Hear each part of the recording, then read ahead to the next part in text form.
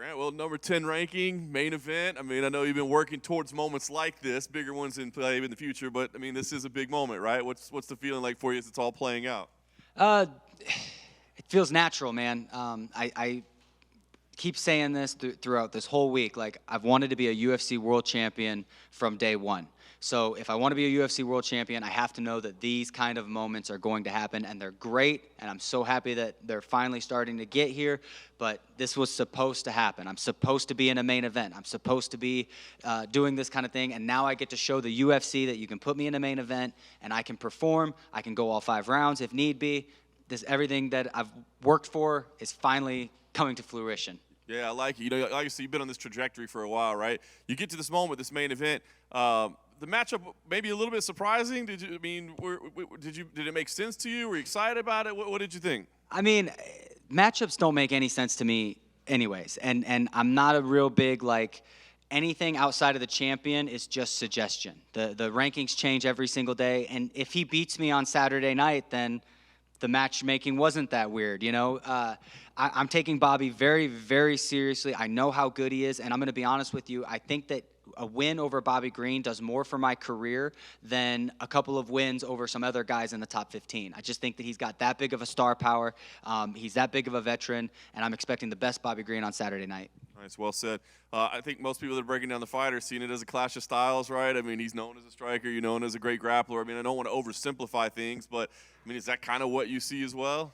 Yeah, it is a little bit like, I know you're not, but it is a little bit oversimplifying it because he can wrestle. He had a very good wrestling background, and we've seen in his past fight, even in his last fight, he was out wrestling Tony Ferguson. So taking him down, he's not going to be blown out of the water on the ground. If I can't get the takedown, I'm not going to be blown out of the water striking. We're both very good in each other's strengths, but that's what makes this fight so much fun. Who is going to be able to dictate what happens in this fight? Yeah.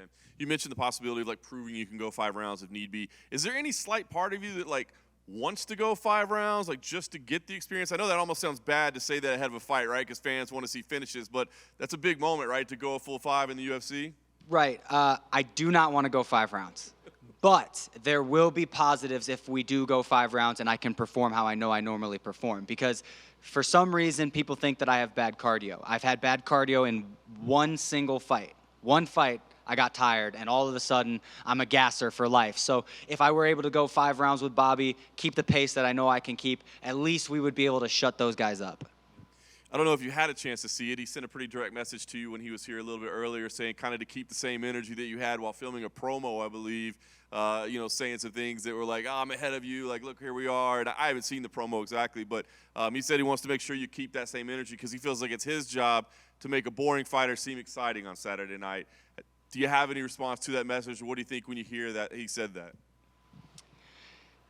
Man, you know, Bobby can't fool me. He's a good guy. He's a really nice guy, and he was really nice to me back when I was in high school. I don't know if you guys heard that story, but I know that he's a nice guy, and I'm really glad that he's trying to sell this fight. So I appreciate it, Bobby. What's the story from high school? So other than watching UFC fights, my favorite thing to watch was Bully Beatdown. And I was a kid, I messaged every single Bully Beatdown guy, and I just wanted to know, is it all scripted, or is it a real thing? Obviously, like, some of it's scripted, but is the fight, like, real? Do you actually fight somebody? The only person that reached back out to me was Bobby Green. He reached out to me, and he said, yeah, it's real, man. Like, I got to beat up a kid. And I was like, dude, that's so cool. And then he had something nice to say about, like, you know, keep working for it. I can't remember totally. This was, like, almost 10 years ago. So I know Bobby Green is a nice guy, but I appreciate him trying to sell the fight. That's a great story. Last thing for me, you mentioned the trajectory, the ultimate goal, right? And you even said, I think maybe this win gives me more than some of the other guys around would give me. So where do you go with this? I know you said anything from a championship doesn't matter. It's just kind of suggestion, but do you see the path? Do you see the names? Do you see, you know, the number of fights it'll take for you to get there?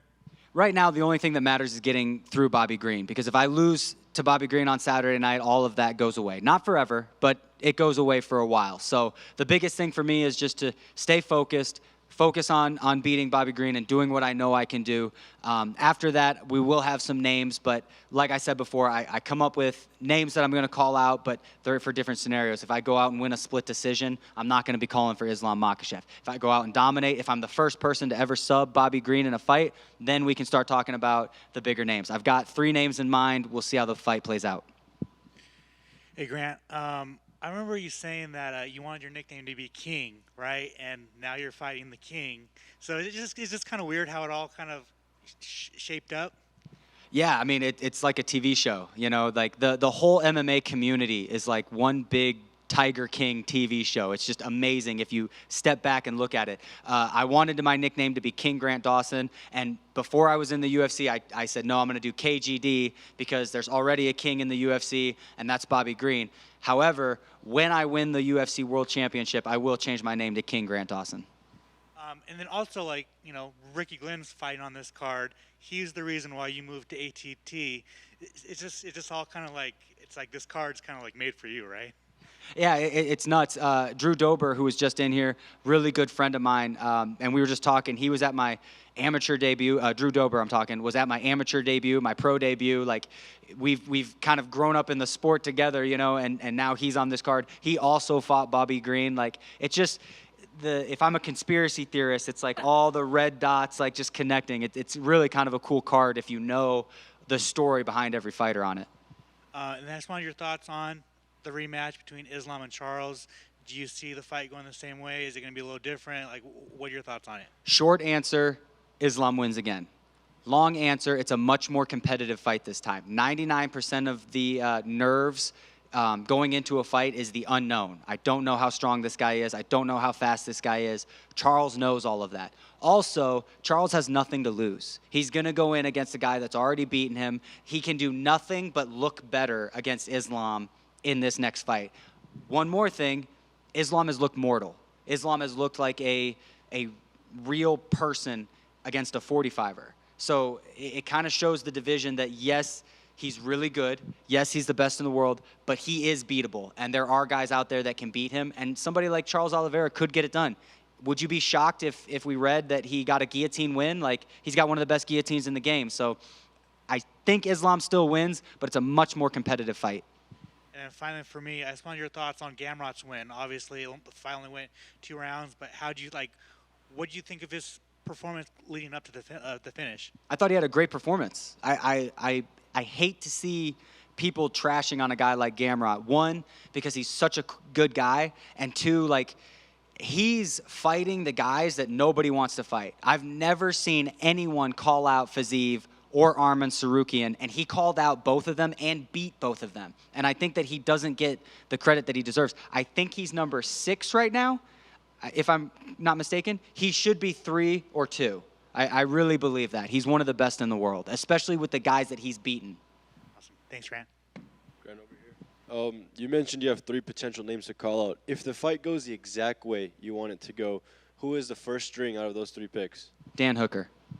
And who are the other 2? Matt Favola. Diego Ferreira. Awesome. And, I mean, obviously, talking about Gamrot, he was here not too long ago after his post-fight win. He mentioned that he'd like to see Johnny Eblen, an American top teammate, fight in the UFC. I mean, what's your take on that? Would you like to see him come make the switch? Johnny Eblen is the best 185-pound fighter on planet Earth, and that is a hill that I will die on. I think that he beats all of them, and it's not even close. That dude is the best 85er on planet Earth. He walks through Izzy. I've seen him and Sean spar. I know you're not supposed to talk about the gym, and I usually have a very strict rule about that, but I'm going to tell you right now that Johnny Eblen is the best 185-pound fighter on planet Earth today. Thank you. There's rumor. I don't know if this is true. There's rumors that Bellator is going under, and there's a very large part of me that hopes they do, just so we can see Yaroslav and Johnny Eblen in the UFC. You think they'll both have belts around their waist? Yes. Thank you.